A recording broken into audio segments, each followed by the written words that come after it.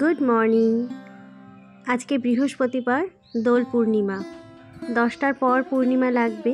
আমি একটু ঘরে ছোট্ট করে পুজো করব। ব্ল্যাঙ্কেটটা গতকাল কেচেছি, এরকম রোদ হলে 3 দিনের রোদেই শুকিয়ে যাবে। আজ যেহেতু বৃহস্পতিবার, ঠাকুর পুজো দিতে একটু সময় লাগবে। তারপরে আবার পূর্ণিমা। গাছের থেকে লেবুটা নিয়ে আসলাম। এই লেবু দিয়ে ঠাকুরের বাসন মাজলে দেখুন কি সুন্দর ঝকঝকে পরিষ্কার হয়ে যায়। তামা বা পিতলের বাসন খুব সুন্দর পরিষ্কার হয়। এই দেখুন, কম বেশি এটা প্রত্যেকেই জানি, তবে ওই বাড়ির গাছের লেবু হলে এই সমস্ত করতে বেশ সুবিধেই হয়। তাহলে আজকের দিনটা শুরু করা যাক।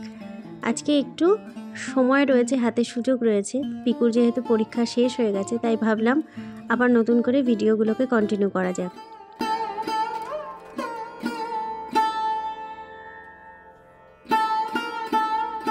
ইনডোর প্ল্যান্টের পট গিফট পেয়েছিলাম, তার সঙ্গে এই স্ট্যান্ড দুটো আমি উপহার পেয়েছিলাম। কিন্তু ঠাকুর ঘরে এত সুন্দর কাজে আমি এটাকে ব্যবহার করি, স্ট্যান্ডগুলোর উপকারটা যখনই ফিল করি তখনই ওই দিদির কথা আমার মনে পড়ে।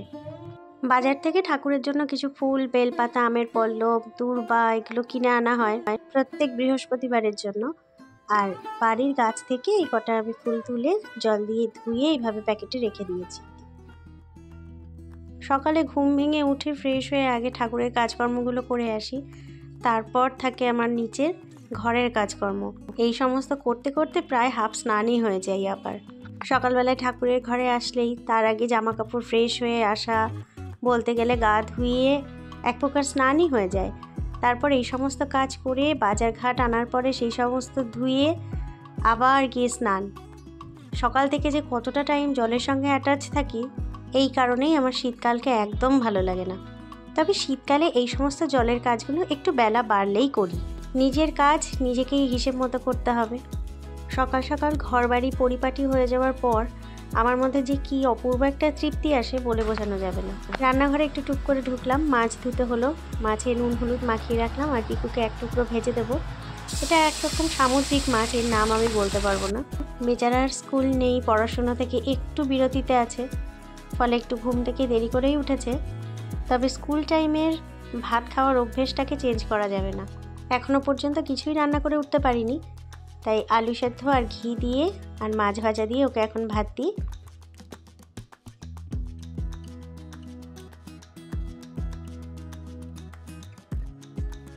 যাই হোক না কেন, ছেলে আমার কাজের আছে। ঘুম ভেঙে খালি বোতলগুলোকে সব ভরে রেখেছে।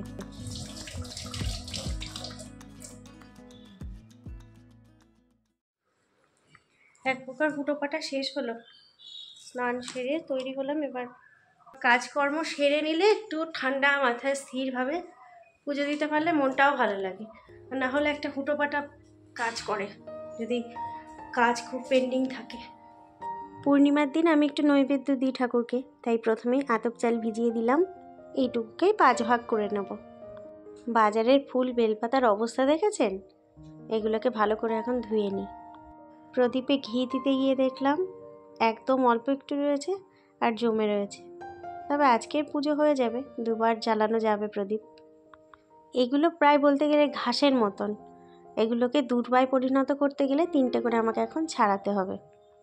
ঠাকুর ঘরে এসে প্রথম কাজ হলো ধূপকাঠি জ্বেলে দেওয়া। ধূপকাঠি জ্বাললে সেই যে গন্ধ, এই ফুলের গন্ধ, চন্দনের গন্ধ আর ধূপকাঠির গন্ধ, কোনো রকম মেডিটেশনের আর প্রয়োজনই হয় না। এমনি একটা রিফ্রেশমেন্ট কাজ করে। 5 মিনিট মতো রেখেছি রোদে। হ্যাঁ, কি করে? রোদের খুব তাপ। যেই ফুলগুলো নিজে হাতে তুলেছি সেইগুলো দিয়ে একটা ছোট্ট করে মালা গেঁথে ঠাকুরকে পরাবো।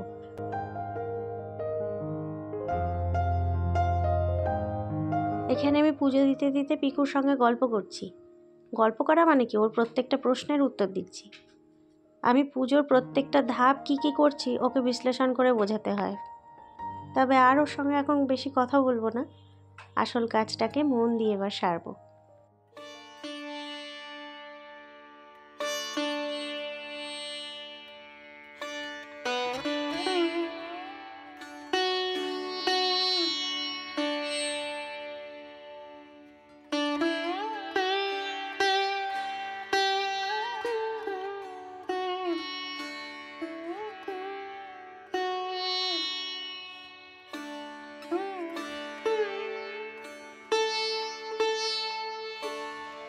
পুজো হয়ে গেছে, একটু পরে এসে প্রসাদ নামিয়ে নেব।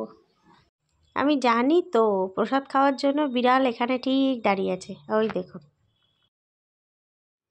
এখন রান্না বান্না করবো চটপট। আম দিয়ে টক ডাল বানাই আর মাছের ঝোল বানাই, ব্যাস হয়ে যাবে। রান্না বান্না কমপ্লিট হয়ে গেছে। ঘড়ির কাঁটা ওই 1:40 মতো বাজে। সমস্ত কাজকর্ম সেরে নিয়েছি, যে কটা বাসনপত্র পড়েছিল সেগুলোকে মেজে ধুয়ে নিয়েছি। আর আলু দিয়ে বেগুন দিয়ে 1 গামলা মাছের ঝোল বানিয়েছি, আর আম দিয়ে টক ডাল। তবে এখানে রয়েছে কতগুলো ভাত। গতকালের বাড়তি ভাতগুলো ফ্রিজে ঢোকায়নি, জল দিয়ে রেখেছিলাম আমি পান্তা ভাত খাবো বলে, কিন্তু আজকে আর হয়ে ওঠেনি, তাই আবার ভালো করে ধুয়ে জল পাল্টিয়ে রাখলাম আর ডাল ভিজিয়ে রাখলাম, এটা রাতে খাবো। মুসুর ডালের বড়া আর পান্তা ভাত। আমরা খেতে বসে গেছি। পিকুর হঠাৎ করে মনে পড়েছে যে কালকের বিরিয়ানির সঙ্গে আনা রায়তা রয়েছে না ফ্রিজে, সেটা বের করলাম। গতকাল পিকুর পরীক্ষা শেষ হয়ে গেছে, সেই উপলক্ষে রাত্রিবেলায় আমাদের বিরিয়ানি খাওয়া হয়েছিল, তার সঙ্গেই দিয়েছিল রায়তা। শুভ সন্ধ্যা। কি সুন্দর একটা বিকেল দেখুন। এই বসন্তকালের বিকেলবেলাটা আমার এত ভালো লাগে। ছাদে আসলাম, গাছগুলো একটু জল দিয়ে যাই। রোদের যা তাপ, 2 বেলা জল দেওয়ার খুব দরকার। একেবারে জামা কাপড় বদলেও আসলাম, জল দিয়ে সন্ধে দিয়ে তারপর নিচে যাব, বিকেলের পড়ানো রয়েছে।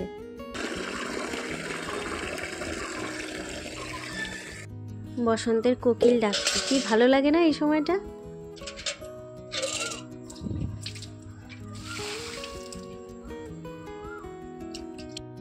আর এটা হলো জুয়ান গাছ, বেশ সুন্দর বাড়ছে, কিন্তু ভয় লাগছে এই রোদের তাপে না নষ্ট হয়ে যায়। এটাকে একটু ছাওয়ার দিকে রেখে সুন্দর করে জল দিয়ে বাঁচিয়ে রাখতে হবে। একটু বড় টব দিতে পারলে বোধহয় ভালো হতো। দেখুন টুক করে সন্ধ্যা নেমে আসলো। ঘড়ির কাঁটা প্রায় 6টার ঘরে। শীতকালে ফুলগুলো বেশ অনেকটা সময় তাজা থাকতো, এখন গরম পড়তে না পড়তেই দেখুন কেমন একদম মিইয়ে যায়। বিকেলবেলায় এরকম সন্ধ্যের সময় না ফেলে দিলে বড্ড বাজে লাগে।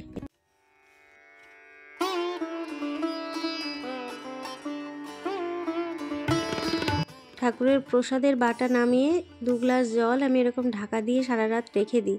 ওটা পরদিন সকালবেলায় ঠাকুরের বাসনগুলো যখন ধুই তখন নিয়ে যাই। একটু ধুনো ধরাবো, কিন্তু এই ছোবাগুলোকে সুন্দর করে কাটা নেই। এটাকে এই বটি নিয়ে বসলাম, টুকরো টুকরো করে কেটে নিই।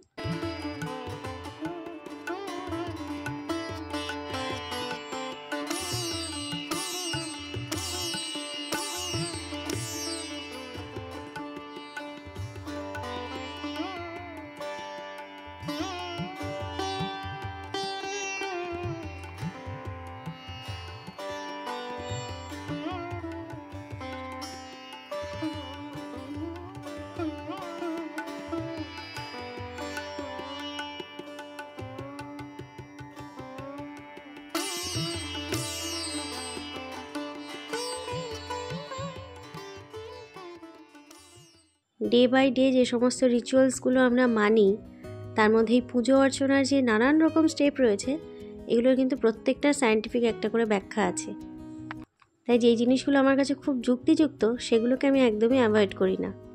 তবে ব্যস্ত জীবনে যেটুকু সামান্যর ওপর থেকে পারি সেটুকুই করি। এখন যেমন গেট খোলার আওয়াজ পেলাম, অর্থাৎ বিকেলের ব্যাচ ঢুকতে শুরু করেছে। আমি যেহেতু বারান্দাটায় বসে পড়াই, এই সময়টায় যদি একটু ধুনো দিয়ে নিই তাহলে দেখেছি একদম কোনো রকম মশার উৎপাত হয় না। ঘড়ির কাঁটা 6:10। চলুন এবার বসি। পিকু তো 2 বেলা আমার এই টিউশনি ব্যাচের সঙ্গে পড়াশুনো করে, আর ও যখন পরীক্ষার সময় নিজের পড়াশুনো করছিল সেই সময় ওদের অঙ্কের প্রতি ওর খুব ইন্টারেস্ট আমি দেখতাম। তখন অনেক বুঝিয়ে সুঝিয়ে নিজের পড়াশুনোতে মগ্ন রেখেছিলাম, কিন্তু এখন পরীক্ষা হয়ে গেছে, ফলে ওদের অঙ্কের বই নিয়ে একটুখানি নাড়াচাড়া করবে, তাই বসলো। এখন আমার ক্লাস 7-এর ব্যাচ পড়ানো রয়েছে, ওকে অঙ্ক বই খুলে কয়েকটা অঙ্ক শিখিয়ে দিই, দেখি কেমন সলভ করে। ইংরেজি মাধ্যমের বাচ্চাগুলোর পরীক্ষা শেষ হয়ে গেছে, ফলে ওই ব্যাচগুলো এই সপ্তাহ থেকেই মোটামুটি স্টপ হয়ে গেছে। কিন্তু আমার কোথাও ঘুরতে যাওয়ার উপায় নেই। আগামী মাসের প্রথম সপ্তাহ থেকে এদের পরীক্ষা, অর্থাৎ বাংলা মাধ্যমের ছেলেমেয়েদের পরীক্ষা শুরু। পিকু পারবে এরকম কয়েকটা অঙ্ক প্রথমে ওকে দিই, এই অঙ্কগুলো পারবে। ঘড়ির কাঁটা প্রায় 7:30টার ঘরে। আমি ঠাকুরের ঘর বন্ধ করতে আসলাম, কিন্তু দেখুন গাছের ফাঁক দিয়ে পূর্ণিমার চাঁদটা কি সুন্দর লাগছে, একটু পরে আরো ভালো করে দেখা যাবে।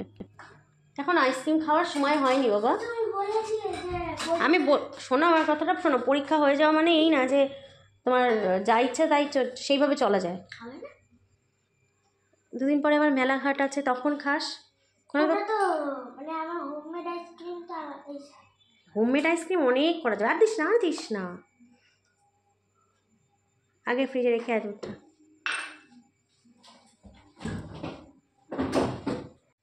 পিকু এখন নিজের জন্য হরলিক্স গোলাবে একটু, আর আমার জন্য চা বানাবে। পড়িয়ে উঠলাম আমি এখন। এই তো আমার আর চিন্তা নেই।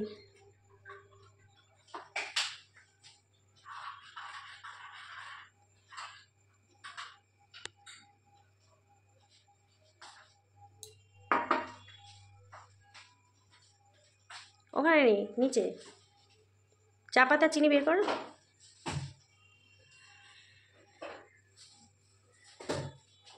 সিরিয়াসলি এখন কিন্তু পিকু পারে দিব্যি। হ্যাঁ অল্প করে দাও, অল্প, হাফ চামচ।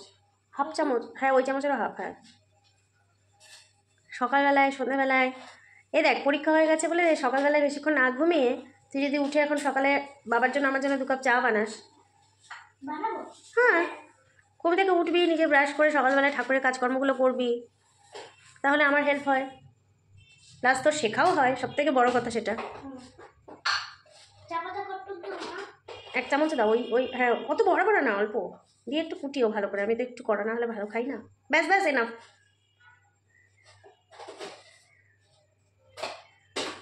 জায়গা থেকে জায়গায় রাখো।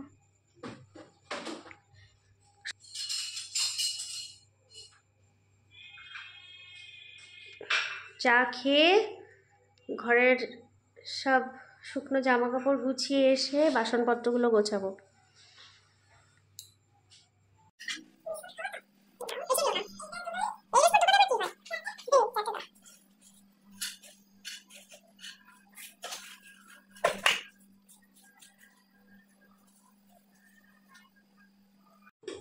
পিকু বলছে মা আরেকটু চা পাতা লাগতো। আমি উঠে এসে তাই দেখলাম যে হ্যাঁ ঠিক তো, ঠিক চায়ের কালার বুঝে গেছে। গুড। এই দেখ ভালো করে ফুটুক, তারপরে ছেঁকে দে। সকালের চা আর সন্ধ্যাবেলার চা এমনি এমনি ভাগ করেই দিয়েছি। সকালবেলার চাটা পিকুর বাবাই ম্যাক্সিমাম দিনটা বানায়, আর সন্ধ্যাবেলাটা পিকু বানায়। হ্যাঁ সে আর কোনো কাজই তো নেই, চা বানানোটাই তো কাজ। সব চা বানানো তো আর থাকবে না। হ্যাঁ আমি কফিও তো বানাতে পারি। হ্যাঁ পারো তো, জবরদস্ত কফি একেবারে। আমাদের বাড়ির পিছনে নেড়াপড়া করছে। ওখানে গেলে তো দেখা যেত রে। যাওয়া তো যাবে না, কিন্তু আশেপাশে যদি গাছপালা ধরে যাবে তো। না বড়রা রয়েছে তো ওখানে, তো অনেক গাছপালা। মুশকিল হয়েছে সামলানো। প্রথমবার দেখলাম ওটা বুড়ি না, তুই দাঁড়িয়ে রয়েছে। হ্যাঁ ওটা তো মানুষ, একজন মহিলা। ওই যে মানে যেটা জ্বলছে ওটা বুড়ি। হ্যাঁ ওটাকে বলা হয় বুড়ি। আর ফোটাবো না, আর ফোটাতে হবে না। দে হোলিকা, এটাকে বলে হোলিকা। এটাকে কি হোলিকা বলে? তাই তো শুনেছি।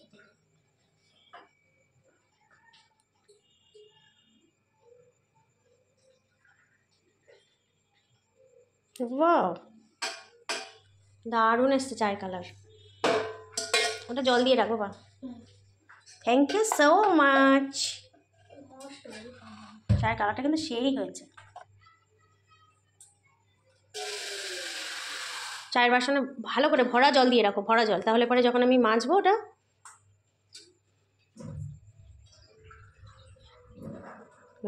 বুদ্ধি আছে। পিকু পুরোপুরি আমাকে ফলো করে রান্নাঘরে। আমি এই চা পাতাটা এইভাবে ছেঁকে নিয়ে তারপরে বাসনটাতে জল দিয়ে রাখি। তাতে কি হয়, এইটা আমি পরে ডাস্টবিনে ফেলে দিতে পারবো, তখন মাজবো যখন, তখন আর আমাকে এটা নিয়ে শুকিয়ে যাওয়ার পরে তো একটু সমস্যা হয় এগুলো তুলতে। ও ঠিক সেইভাবে করে রাখলো। কেন এই যাও, আমাকে বলছে মা খেয়ে বলো কেমন হয়েছে। কোনটা? ব্যালেন্সটা হয়েছে, বলছে কেমন হয়েছে বলো। চায়ের কালার দেখলেই বোঝা যায় বাবা, আর থিকনেস অনেস্টলি ভালো হয়েছে। সুন্দর ঝালছে। আমি ঠিক এরকম মিষ্টি পছন্দ করি, মিষ্টি বেশি হয়ে গেলে হয়, আমার নিজের হাতেও এক একদিন হয়। কে খাবি ফুলুরি? কি ফুলুরি খাবি? এখন না, মানে খাবো। দেখি কি কি এনেছে আবি। ইয়েলো, তুই রাখ এবারে, পার্পল আর হচ্ছে ঠাকুরকে দিতে হবে। এখানে কোনো ছোঁয়া বেলায় রাখিস না, একটু সাইড করে রাখ। চল আমি এখন মুড়ি চানাচুর মাখবো, ওর মধ্যে দিয়ে নাও। আরে রাখো। এখন আমরা সবাই মিলে একটু সময় কাটাবো, গল্প গুজব করবো একটু খাওয়া দাওয়া করতে করতে। তাহলে এই ভিডিওটা এই পর্যন্তই থাক, দেখা হবে আবার পরবর্তী ভিডিওতে। ততক্ষণের জন্য টাটা।